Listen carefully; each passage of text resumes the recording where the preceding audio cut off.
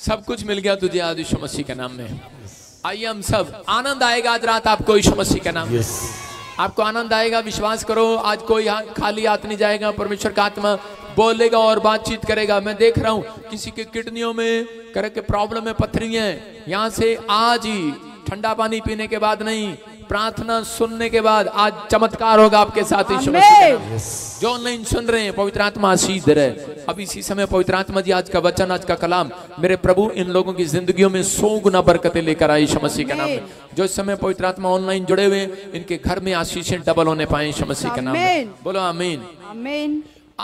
आज का टॉपिक है आपका खोया हुआ सम्मान वापिस आएगा।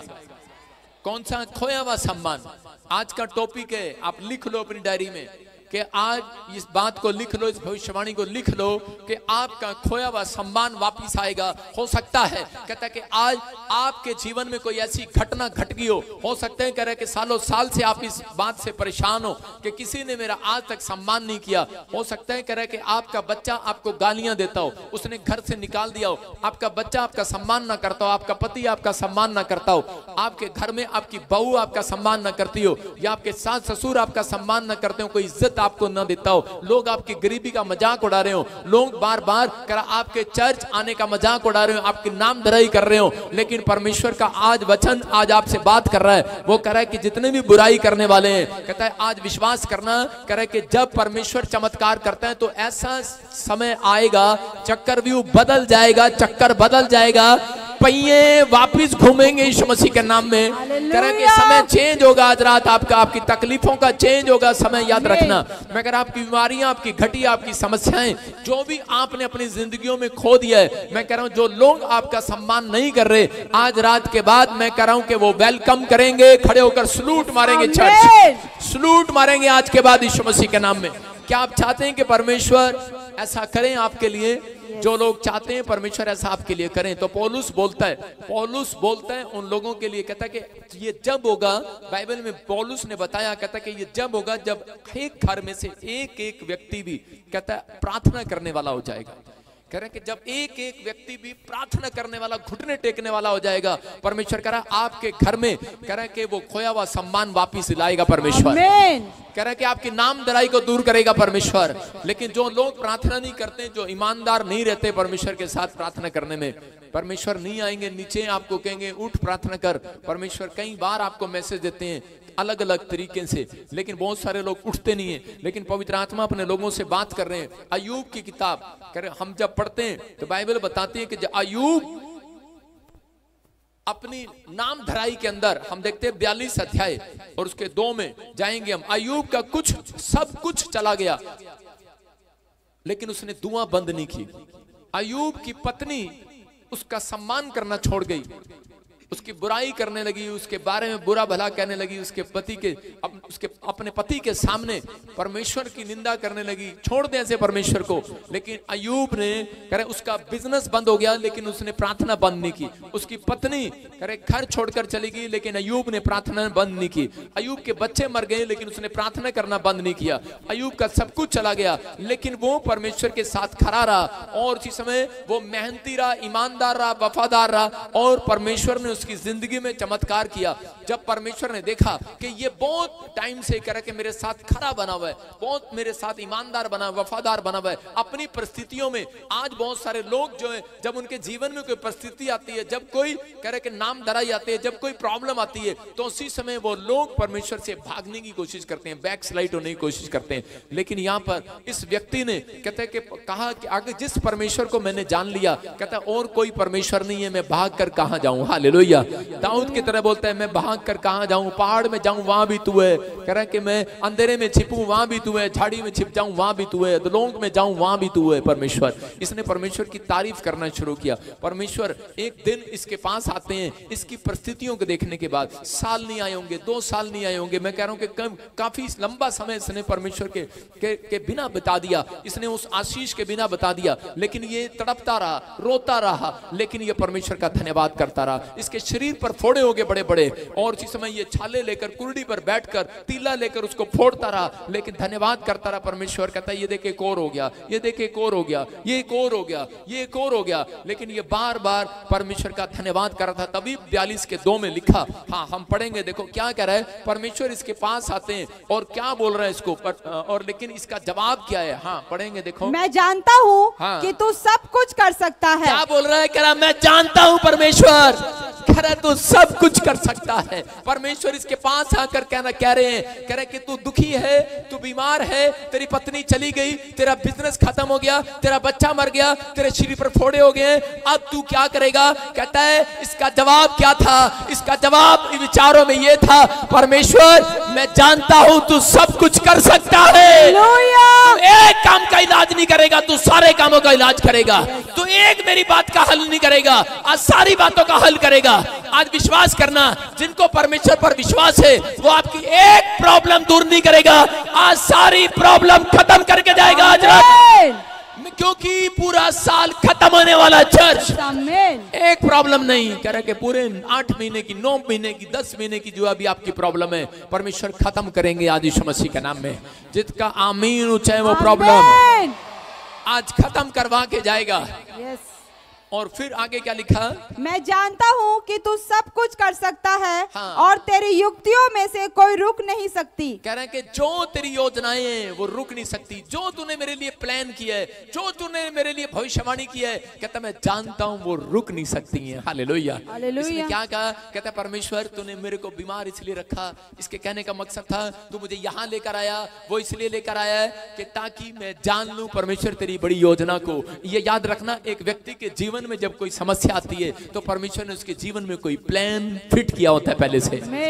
वो देख रहे होते हैं कि अगर ये समस्या में टिकेगा कि भागेगा, ये समस्या में रुकेगा कि जाएगा, इसकी आंखों में प्रॉब्लम हो गया है, इसके कानों में प्रॉब्लम हो गया है, क्या ये मुझे छोड़ देगा या बना रहेगा। जो कहेगा परमेश्वर मैं जानता हूं तेरा कोई प्लान है मेरी जिंदगी से बहुत बड़ा, उसी समय परमेश्वर उसके लिए एक योजना जो उसने बनाई है वो उसको पूरा करेंगे। और एक नहीं, अय्यूब ने कहा कि मैं जानता हूं परमेश्वर तू मेरे लिए एक काम नहीं सब कुछ करेगा, सब कुछ। मेरे घर के पूरे 7 मेंबर हैं तो सबको बदल डालेगा आज रात यीशु के नाम में। करा उनकी आंखें खोलेगा आज यीशु मसीह के नाम में। जो मेरे नाम का विरोध करते हैं, जो तेरे नाम का विरोध करते हैं, जो तुझसे करा पंगा लेते हैं परमेश्वर, उसने कहा करा कि विश्वास करना आज रात, कहता कि मैं कुछ नहीं बहुत कुछ करने वाला हूं यीशु मसीह के नाम में। आज रात से बहुत कुछ होने वाला। अपने पड़ोसी को बोलो बहुत कुछ होने वाला है, बहुत कुछ होने वाला। इसी के 14 को जब हम पढ़ते, जब अय्यूब ने हिम्मत से परमेश्वर के सामने कहा मैं जानता हूं आप बहुत कुछ कर सकते हैं। जब आपकी परिस्थितियां, जब आप गरीबी की हालत में जाते हैं, जब आप दुखी होते हैं, बीमार होते हैं, बांझपन होते हैं, आपके गांव में 1 रुपया नहीं होता आपके पास, आपके ऊपर कर्जा आ रहा होता, आपके प्लान सक्सेसफुल नहीं होते, फेल हो जाते हैं, तो उस समय आप परमेश्वर से पूछ रहे होते हैं परमेश्वर अब क्या होगा, अब कब करेंगे, आपके क्वेश्चन होते हैं। लेकिन यहाँ पर अय्यूब क्या कह रहा है, अय्यूब परमेश्वर को कह रहा है परमेश्वर आप सब कुछ कर सकते हैं। हालेलुया। परमेश्वर उन व्यक्तियों के लिए करते हैं जिनकी बातों में विश्वास लगे। अगर आपकी बातों में विश्वास लगा, मैं अगर अपने बच्चों को कहूं क्या बेटे आप मेरे से प्यार करते हो, उसको मेरी बातों में विश्वास नहीं लगेगा। अगर मेरी बेटी आकर कहे क्या पापा आप मुझे आज मच्छी खिला सकते हैं, मैं नहीं खिलाऊंगा उसको। मैं क्यों खिलाऊंगा? मेरी एक बेटी आती है बड़ी और वो कहती है पापा क्या आप हमें चिकन खिलाएंगे आज, मैं कहूंगा बेटे नहीं खिला सकता। लेकिन एक मेरी बेटी आती है और बोलती है पापा मुझे पता है आप मेरे लिए आज बर्गर लेकर आएंगे। हालेलुया। मैं उसके लिए बर्गर लेकर आऊंगा यीशु मसीह के नाम में। अय्यूब ने भी ऐसा ही कहा। अय्यूब ने कहा मैं जानता हूं आप मेरे लिए सब कुछ कर सकते हैं, सब कुछ। आमीन। समझ में आया कि नहीं? प्रार्थना करने के बाद आपके अंदर ये विश्वास वाली बात होनी चाहिए। जब मैंने प्रार्थना किया और प्रार्थना करने के बाद मैं कहता हूं परमेश्वर मुझे पता है आप मेरे को कार देने के लिए जा रहे हैं, मुझे पता है परमेश्वर अब आप मेरे को जो मैंने मांगा मिल गया है। परमेश्वर अब जो मैंने मांगा कि अब तो मुझे इस साल में नहीं इसी साल में महीने में आप मुझे हेलीकॉप्टर देने जा रहे हैं। तो अब वो मुझे दे सकते हैं कि नहीं। लेकिन आपके वचनों के अनुसार, आपकी बातों के अनुसार परमेश्वर करते हैं। आप जब विश्वास में कमजोर हो जाते हैं परमेश्वर नहीं करते। मैं कह रहा हूं कि जो अगर आप विश्वास में बने रहेंगे, पवित्र आत्मा आज रात आपकी जिंदगियों में काम करेगा यीशु मसीह के नाम में।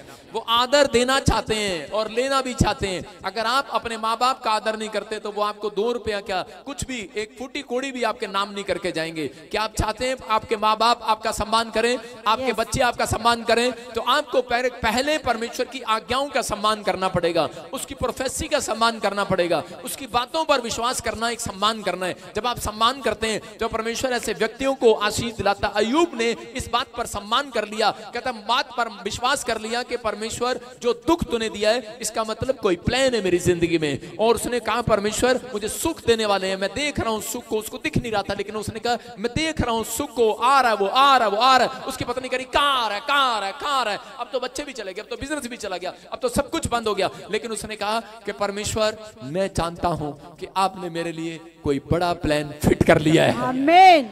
और देखो 14 में क्या प्लान फिट किया परमेश्वर ने। हाँ पढ़ेंगे इसी में। उसके 7 बेटे हाँ और उसकी 3 बेटियां उत्पन्न हुई। इनमें से उसने जेठी बेटी का नाम नहीं, सॉरी इसके 12 को जब हम पढ़ते हैं तो लिखा यहोवा ने अय्यूब के बाद के दिनों में उसके पहले के दिनों से अधिक आशीष दे दिया। Hallelujah, hallelujah. इसके 12 में लिखा परमेश्वर ने कहा कह रहे कि परमेश्वर ने उसके पहले के दिनों से ज्यादा, बाद के दिनों से ज्यादा, पहले के दिनों से ज्यादा अब के दिनों में आशीष दे दिया है। हालेलुया। कह रहे कि जो आशीष पहले नहीं मिली उससे डबल आशीष मिली।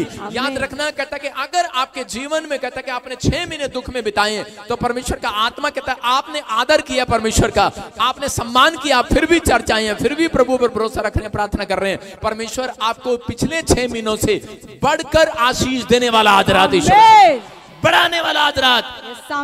मूसा ने अपनी लाइफ में कह रहा कि 40 बार जब दुख उठाया, जो 40 साल जंगल में दुख उठाया, वो फिर 40 दिन के लिए पहाड़ी पर गया। परमेश्वर ने फिर उसे 40 दिन पहाड़ी पर बुलाया। और उसी समय मूसा ने जब 40 दिन कह रहा कि दुख में बिताए, जब उसके बाद 40 साल उसने कह रहा कि जंगल में बिताए, तो उसने परमेश्वर को कहा परमेश्वर कहता है हमने अब विश्वास कर लिया है कि अब जितने साल तूने हमें दुख दिया है उतने साल तू हमें आनंद देने वाला है यीशु मसीह के नाम में।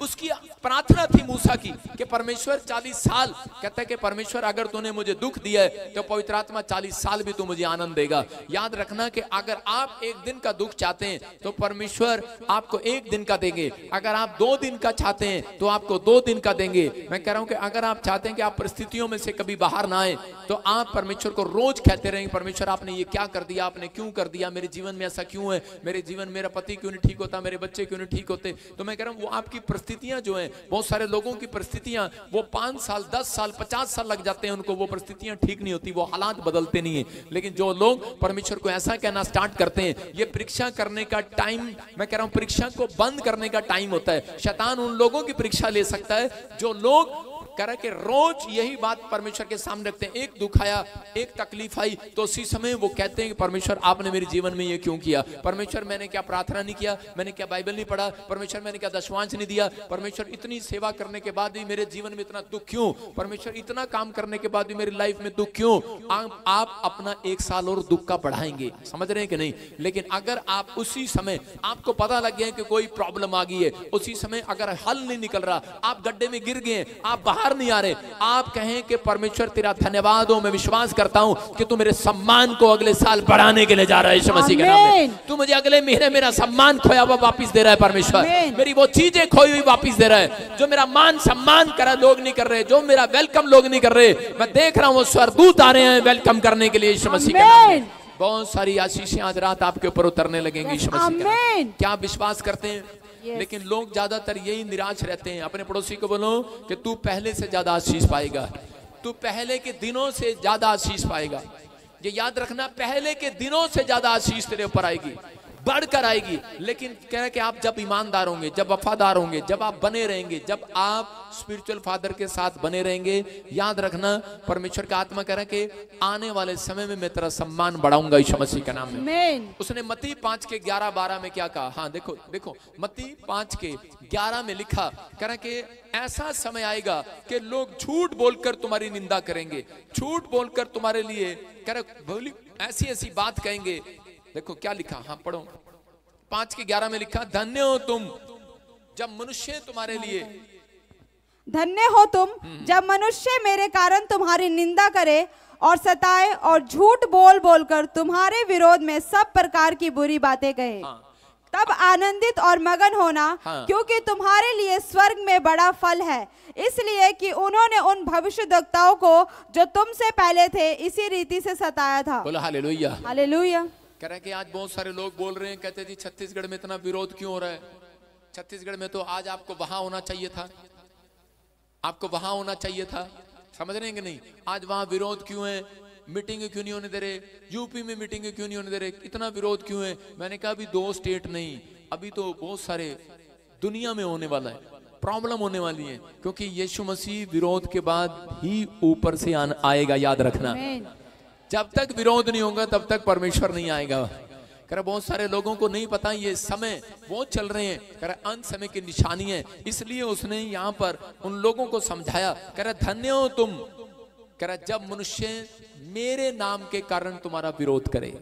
इसका मतलब कह रहा तुम अपने लिए भली बात, कोई भली बात समझ लेना कि पहले के दिनों से ज्यादा आशीष तुम्हारे घर आने वाली है, पहले से ज्यादा अनॉइंटिंग तुम्हारे ऊपर आने वाली है, पहले से ज्यादा आशीष डबल होकर आने वाली है। अगर आपके नाम को लेकर कोई झूठ बोलकर आपको सता रहा है, कर आप पर झूठी बातें बट रहा है, कह कि ये हमारे घर में आई थी पर्चा देने, ये आया था हमें सुसमाचार सुनाने, ये हमारे बंदों को चर्च लेकर जा रही है, ये ईसाई बना रही है, ये अब आपके साथ ऐसा कर रही है। परमेश्वर का आत्मा कह रहा है दुखी नहीं होना ऐसे समय में, आनंद की बात समझना, क्योंकि तुम अगले महीने उससे कोई बड़ा प्रतिफल पाओगे यीशु मसीह के नाम में।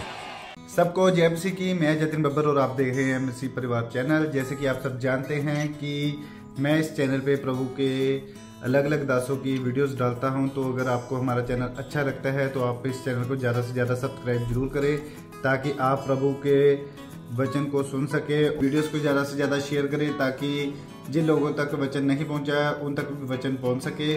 सबको जय मसीह की। एक बार मैं आपसे दोबारा कहूँगा कि इस चैनल को सब्सक्राइब जरूर करें और वीडियोस को ज़्यादा से ज़्यादा शेयर करें। जय मसीह की।